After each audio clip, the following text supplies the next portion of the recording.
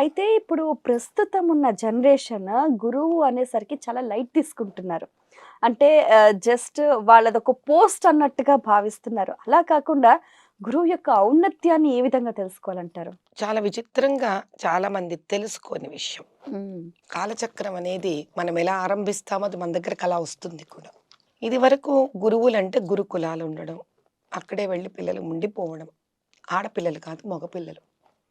వాళ్ళు విద్యాభ్యాసం చేసుకోవడం.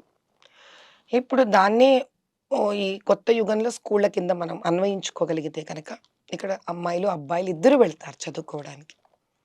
కానీ అక్కడికి వచ్చే గురువులు ఎవరైతే ఉన్నారో కేవలం ఒక నెలకు వస్తున్న భత్యం కోసం చేస్తున్న మనస్తత్వమై ఉండకూడదు. రెండో విషయం ఏమిటి అనంటే, ప్రతి ఒక స్థానానికి అంటే మీరు ఒక వైద్యుడిని తీసుకోండి, ఒక రక్షక భటుడిని తీసుకోండి, ఒక సైనికుడిని తీసుకోండి, ఒక వైద్య వృత్తిలో ఉన్న వాళ్ళని తీసుకోండి. వీళ్ళెవ్వరైనా కూడా ఈ కొన్ని వృత్తులున్నాయి. ఇంట్లో ఉన్న ఇబ్బందులు, చికాకులు ని అక్కడితో వాళ్ళు వదిలేసి రాగలగాలి. అందులో చాలా ప్రప్రదమైనది, ముఖ్యమైనది విద్యారంగం కూడా. ఎందుకు అనంటే, ఒక టీచర్ ఎప్పుడైతే ఒక స్కూల్ ప్రాంగణంలోకి వస్తారో, స్త్రీ కానీ, పురుషుడు కానీ, వాళ్ళ ఇంట్లోని చికాకులని వాళ్ళు అక్కడికి తీసుకొచ్చే హక్కు వాళ్ళకు లేదు. హక్కునే అంటాను. ఇది నచ్చకపోవచ్చు చాలామందికి. ఎందుకు అనంటే, వాళ్ళు శాంతం వహిస్తేనే వాళ్ళకి విద్య నేర్పించే మానసిక స్థితి ఏర్పడుతుంది ఫస్ట్ ఆఫ్ ఆల్. వాళ్ళ కోసం వచ్చిన పిల్లలు ఎవరైతే ఉన్నారో అమాయకంగా ప్రపంచం ఏంటే తెలియకుండా ఒక వయసులో ఆరంభమవుతుంది వాళ్ళ జీవితం స్కూళ్ళకి వచ్చాక. వాళ్ళు గడిపే ఆ 7-8 గంటలు ఏవైతే టీచర్లతో ఉంటుందో, టీచర్ నుంచి ఏదో తెలుసుకోవాలని, నేర్చుకోవాలనే జిజ్ఞాసతో నమ్మి వస్తారు అక్కడికి.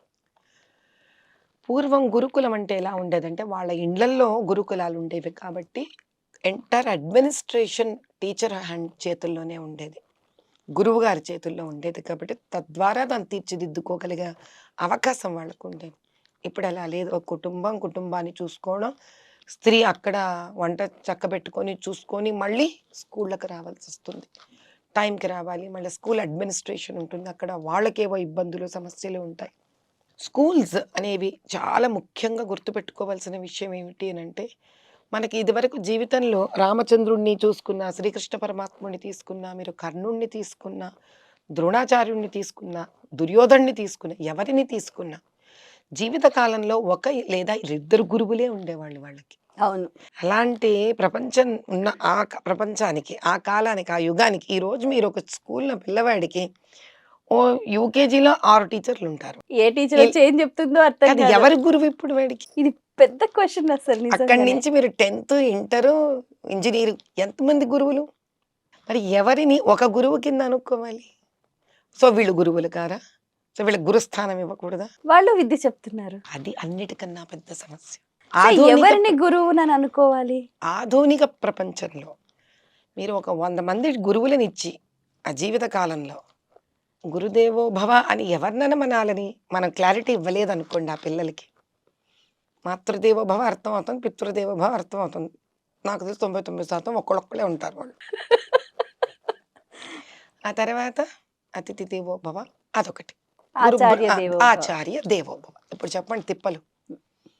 ఎంతమంది ఆచార్యులు ఉన్నారు ఇప్పుడు? గురువులు బోలెడు అయిపోతున్నారే.